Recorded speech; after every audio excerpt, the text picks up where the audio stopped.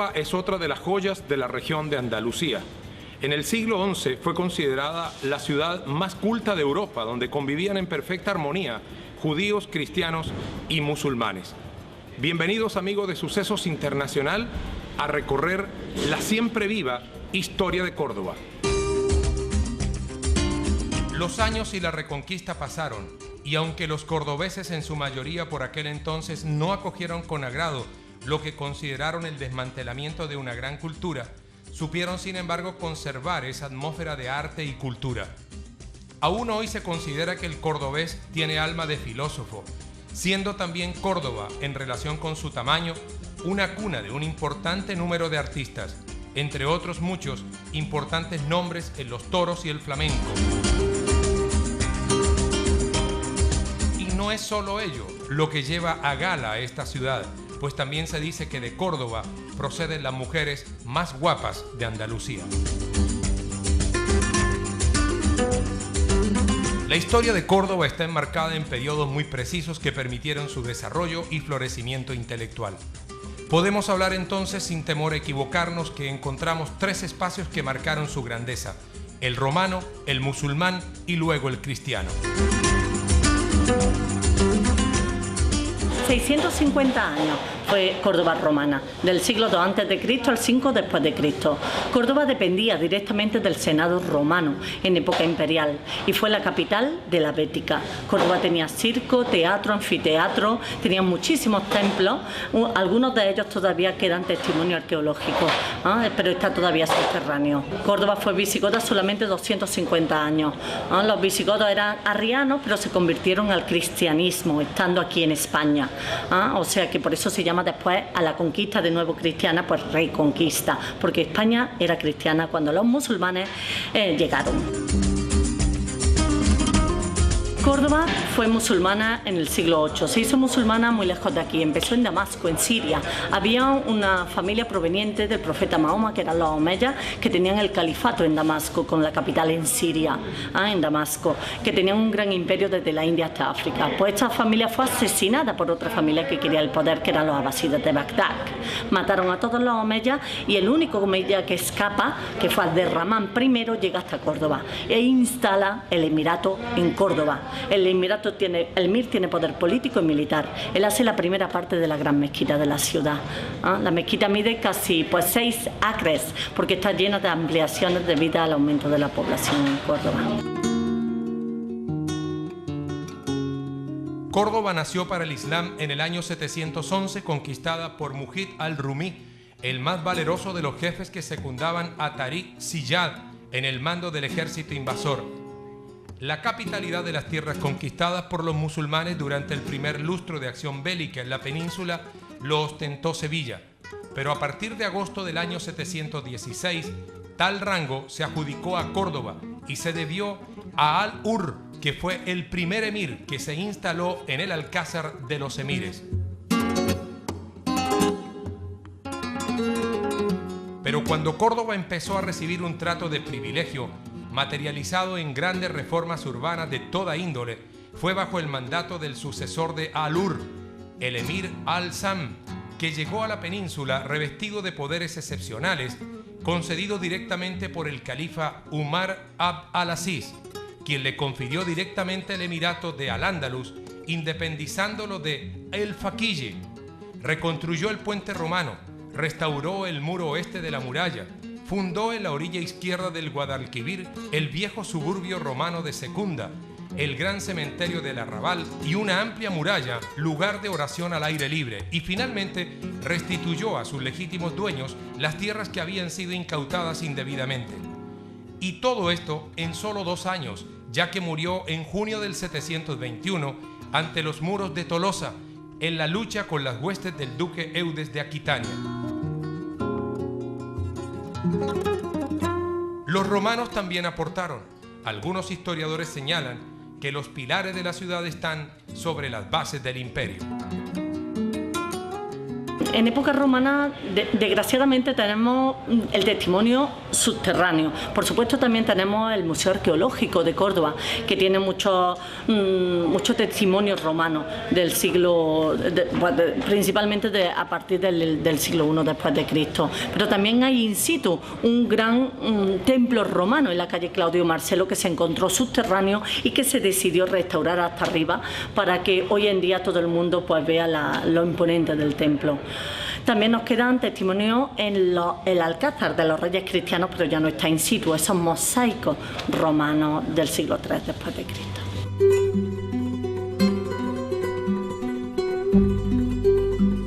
Pero nada se puede comparar con lo que dejó la cultura islámica en la región de Andalucía, incluida Córdoba, por supuesto. La mezquita, hoy convertida en la catedral de la ciudad, es un ejemplo vivo de ello. Recorrer metro a metro este asentamiento religioso lo transporta a uno a la época más importante de la presencia de los moros, como los llamaban los españoles. Nos queda testimonio de los visigodos, por ejemplo, en la Catedral de Córdoba, porque la mezquita, antigua mezquita, hoy en día es catedral, pues se reciclaron. Abderramán I recicló mucho columnas y capiteles de época visigoda y también romana, entonces nos queda el testimonio allí.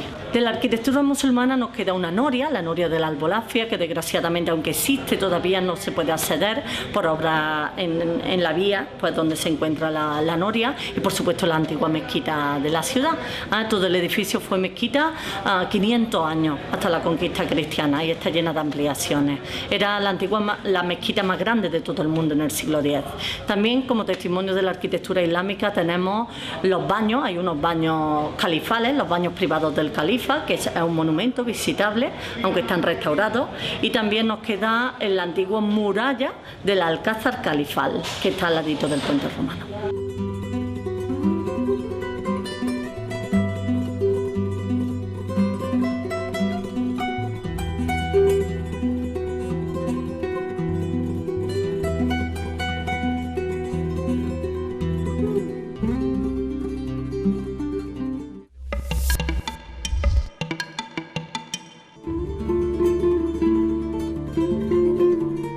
Como decíamos al principio de este programa, Córdoba fue considerada la capital de la cultura de Europa desde el siglo XI.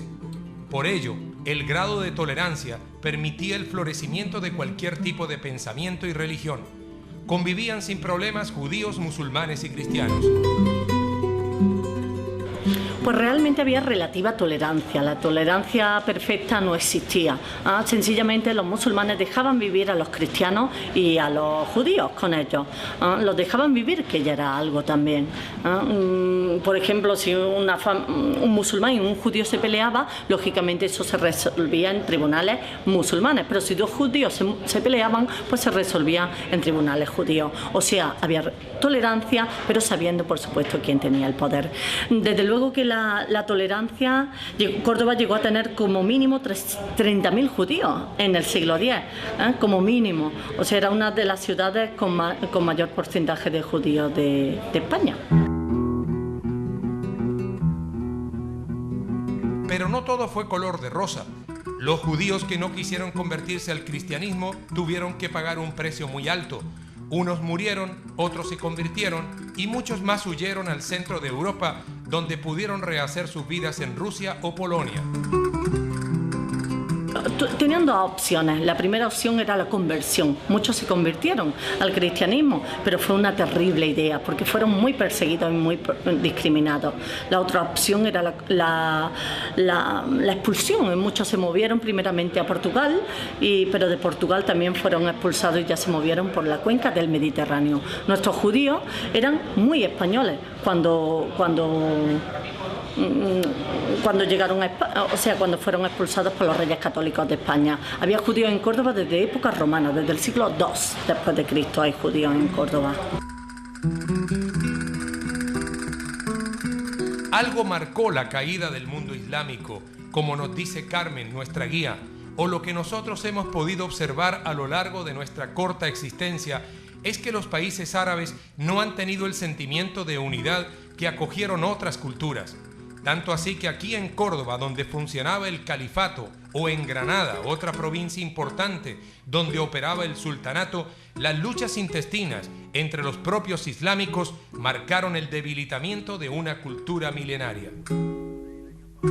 Desde el principio del siglo XI los musulmanes empezaron a pelearse entre sí por el poder.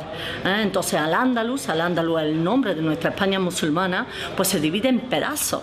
Al-Ándalus tenía la capital en Córdoba y en cambio Córdoba desgraciadamente pasa a ser un reino de taifas más. Córdoba está en manos de los musulmanes, pero almorávides en el siglo XI y almohades en el siglo XII. Y hasta que llega pues ya en el 1236 por la misma decadencia, esa es la razón realmente del imperio islámico, pues realmente fue más fácil la conquista cristiana, fue una rendición realmente.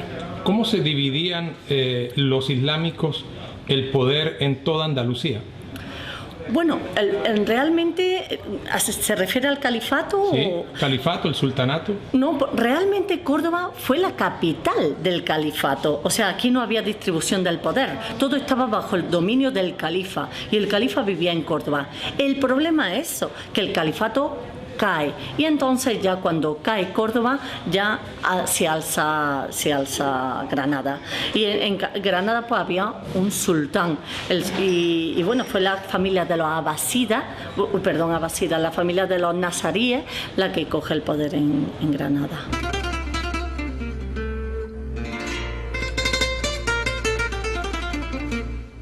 La hermosa ciudad de Córdoba de hoy es una urbe pequeña con no más de 300.000 habitantes, casi los mismos que habitaban la villa durante el mejor momento de Al-Ándalus.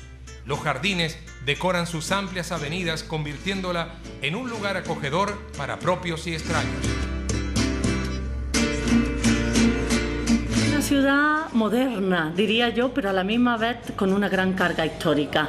Una ciudad llena de espacio y llena de hermosura. Cada esquina es hermosa. Vive del turismo, que es nuestra principal fuente de ingresos, y realmente nos encontramos muy orgullosos de tener la herencia que tenemos.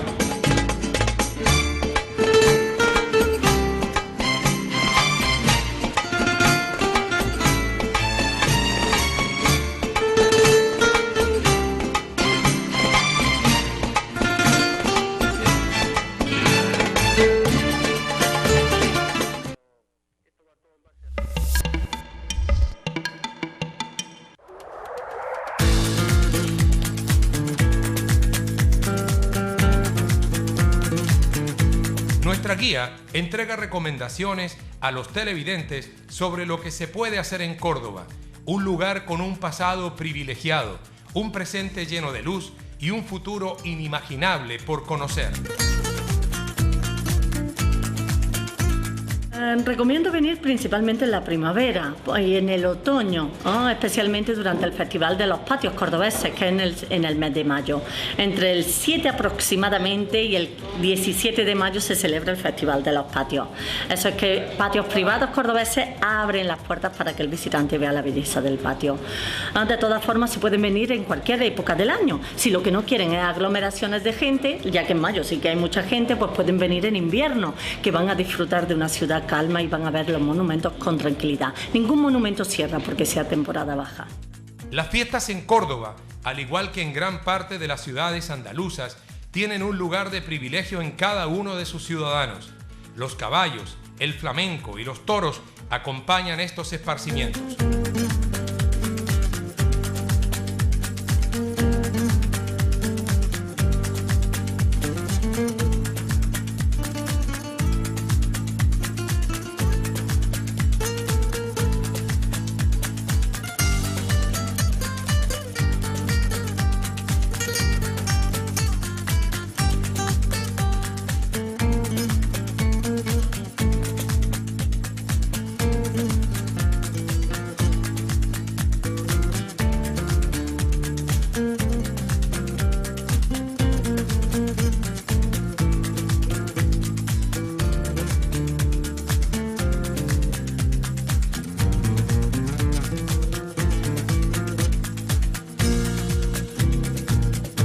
Teniendo como fondo el busto de Mohamed Al-Gafeki, el primer hombre que hizo una cirugía de cataratas, nos despedimos desde Córdoba, en la región de Andalucía. Muchas gracias, amables televidentes de Sucesos Internacional. Nos encontramos el próximo sábado a la 1 en punto de la tarde.